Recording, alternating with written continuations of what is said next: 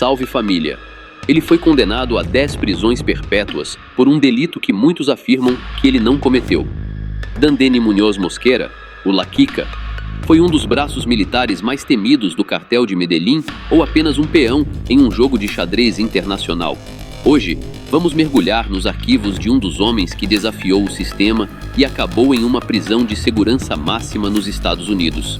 Mas antes, deixe o like, inscreva-se no canal e torne-se membro para apoiar minhas investigações e ter acesso a conteúdos exclusivos.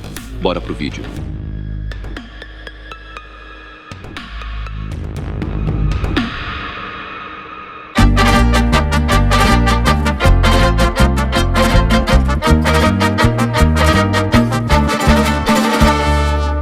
La Quica es un amargado, es un mal ser humano. La Quica es un hombre que no sé si ahorita recapacitado.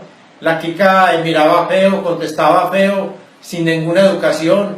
Es un mal ser humano porque está preso, no sé si ha cambiado hoy en día, pero la Quica, por la falta de educación, por tanta violencia en su cabeza, pues yo lo perdono, no tengo ningún problema con la Quica. Inclusive estoy tratando de ayudarlo, ya que él está pagando 10 cadenas perpetuas en los Estados Unidos por la voladura del avión de Avianca en el año 89, y él no tiene nada que ver absolutamente con esto. Natural de uma numerosa família de 15 irmãos, Dandeny Muñoz Mosquera veio ao mundo em 25 de agosto de 1965, no Hospital Luz Castro de Gutiérrez, em Medellín. Criado sob rígidos preceitos religiosos, cresceu em um ambiente de contrastes. Seu pai era um ex-oficial de segurança convertido à fé evangélica, e sua mãe, uma dedicada mulher de raízes locais. No entanto, a calma do lar não refletia o que acontecia do lado de fora. Sua juventude foi forjada nas ruas dos bairros populares do Vale de Aburrá, onde rapidamente se envolveu com grupos juvenis da região. O que começou como rebeldia logo se tornou comando. Em meados da década de 60, com apenas 11 anos, ele já demonstrava uma liderança precoce e perigosa, coordenando confrontos entre grupos rivais no bairro de Castilha. Com o tempo, ele e seu irmão, conhecido como Tyson, estruturaram uma das organizações mais influentes da zona noroeste de Medellín. Com um contingente de cerca de 140 homens, o grupo estendeu seu domínio por bairros como 12 de Outubro, Antioquia, Guayabal e Campo Amor. Nesse período, Medellín se tornou o centro do cartel de Medellín, que estava em um grande conflito com o governo colombiano, as forças de segurança e outros cartéis rivais. Explosões, tiroteios e vinganças faziam parte do cotidiano da cidade. Essa situação moldou o que ficou conhecido como a geração de sicários, jovens recrutados pelo crime para diversas funções dentro do submundo. Mesmo sendo um dos mais devotos seguidores de São Judas Tadeu, a quem frequentemente recorria em busca de proteção para seus planos, a sorte pareceu abandonar La Quica. Pouco tempo após uma libertação anterior, ele foi novamente localizado e detido por forças militares em uma operação na região de San Rafael, na Antuérpia colombiana. Contra ele, pesavam diversos processos em tribunais de Medellín, incluindo graves acusações de evasão e ações contra o patrimônio, o que resultaria em uma longa permanência atrás das grades. Entretanto, no submundo, a fé muitas vezes se mistura à influência. Muitos acreditam que o milagre de sua liberdade não veio apenas dos céus, mas das mãos de seu mentor, Pablo Escobar.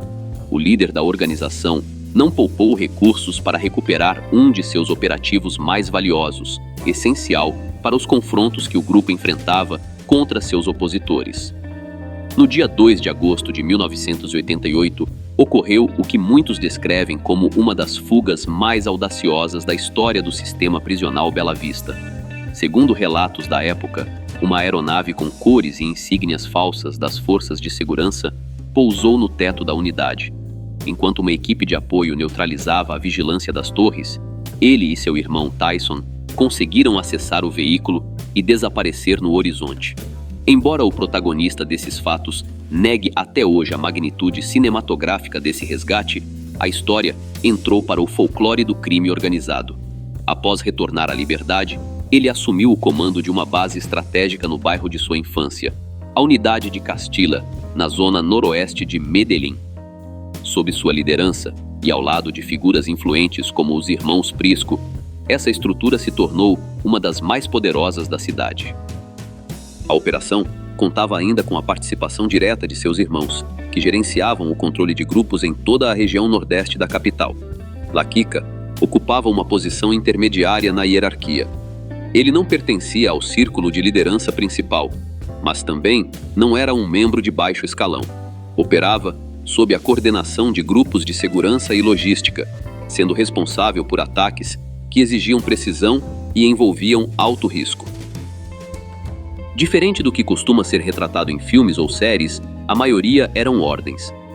Há também opiniões de que a história da proximidade de Laquica com Escobar é frequentemente exagerada, especialmente após ele ter sido preso e julgado nos Estados Unidos. A mídia e a narrativa popular criaram a imagem de que Laquica era um dos principais sicários de Escobar. No entanto, ex-membros do cartel afirmaram que esse papel era mais complexo e menos significativo do que parece. Curiosamente, apesar de sua importância estratégica, ele não fazia parte do círculo de segurança imediata do chefe do cartel. Ele era, na verdade, o comandante de uma unidade externa extremamente poderosa. Com o apoio de operativos de confiança, ele coordenou ofensivas de grande escala em Bogotá, Medellín e Cali, incluindo o fatídico episódio contra o coronel Valdemar Franklin Quintero, em agosto de 1989. Mas o custo dessa trajetória foi alto para sua própria linhagem. Entre 1988 e 1990, a perseguição implacável de seus rivais resultou na perda de vários de seus irmãos, que acabaram pagando o preço pelas ações da família.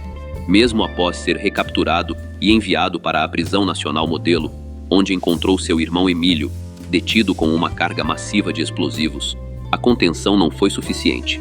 Em abril de 1991, em um episódio que desafiou todos os protocolos de segurança, ele conseguiu evadir-se da unidade prisional mais uma vez. Após um breve período em um esconderijo estratégico, ele retornou ao seu reduto principal para dar continuidade aos confrontos. Sua influência logo se fez sentir novamente na capital. Naquele mesmo período, ele coordenou a eliminação do ex-ministro da Justiça, Henrique Lou Murtra. O ataque ocorreu de forma precisa, enquanto a autoridade aguardava seu transporte em frente a uma universidade em Bogotá. O sicário que executou o plano utilizou a agilidade de uma motocicleta para desaparecer rapidamente do local.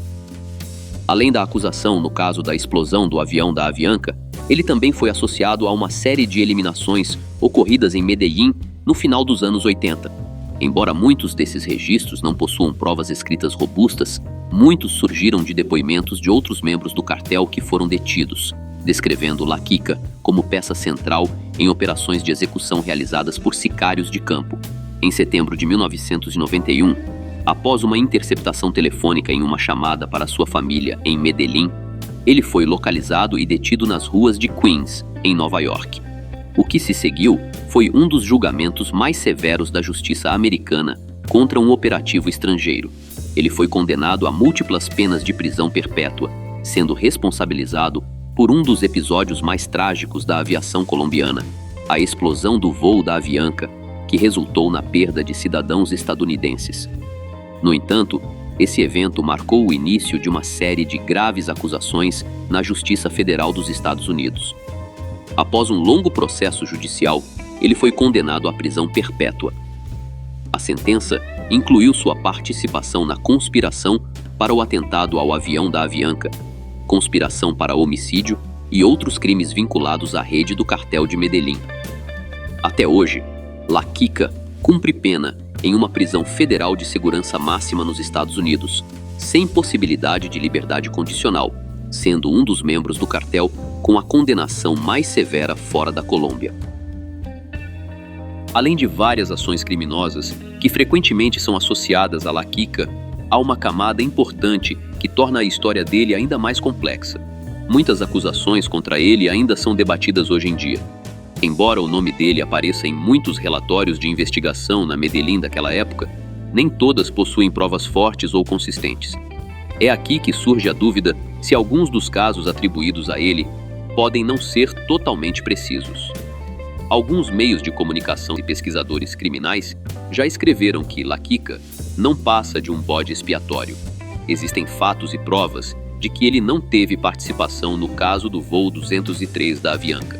Portanto, embora La Quica tenha um claro histórico criminal, certas partes das acusações contra ele nunca foram totalmente resolvidas e sempre levantam a questão de saber se tudo o que lhe foi atribuído é verdade ou se faz parte de mais uma manipulação dos Estados Unidos na falsa guerra às drogas.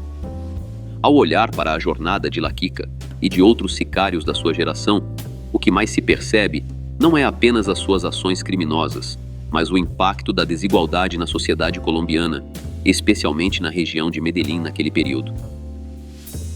O cartel de Medellín não era apenas uma rede de contrabando, eles eram uma força social que moldou a mentalidade de uma geração inteira.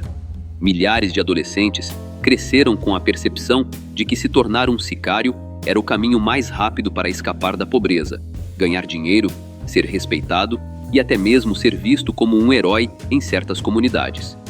Em muitas das áreas carentes de Medellín, a vida cotidiana era marcada por tiroteios, explosões e perseguições policiais. As crianças que testemunhavam isso todos os dias cresceram sem medo, o que deixou uma ferida social duradoura. O valor da vida tornou-se barato, a violência tornou-se parte da rotina e a cidade foi apelidada de um dos lugares mais perigosos do mundo. Olhando para trás, histórias como a de La Quica continuam relevantes, porque ensinam que o submundo organizado nunca surge isolado. Ele é sempre acompanhado por um pano de fundo de pobreza, desigualdade social, instabilidade política e a falha do governo em proteger seus cidadãos. Em resumo, na jornada de La Quica, vemos uma figura que emergiu da dura realidade de Medellín durante a era em que a cidade estava sob a sombra do cartel de Medellín. Até hoje, La Quica continua sendo uma das figuras mais enigmáticas e debatidas da era dos cartéis colombianos. Sua trajetória, marcada por uma ascensão rápida nas fileiras do cartel de Medellín, culminou em uma das sentenças mais pesadas já aplicadas a um cidadão colombiano no exterior.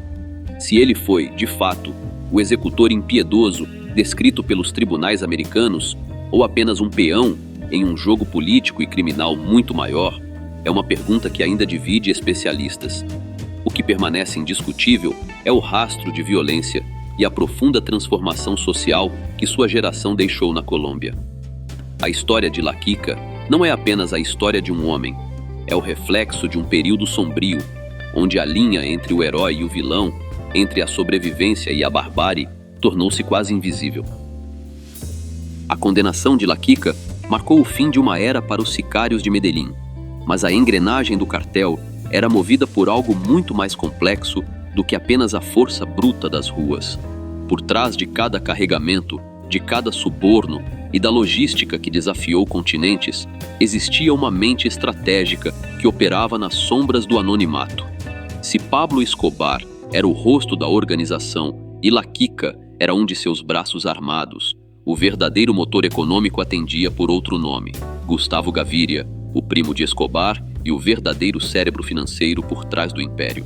Entenda como o homem que raramente aparecia nos jornais foi, na verdade, o responsável por transformar o cartel de Medellín na maior empresa clandestina que o mundo já viu. Clica no card que está aparecendo na tela e saiba tudo sobre o gênio do contrabando. Não esqueça de deixar o like e se inscrever. Até a próxima!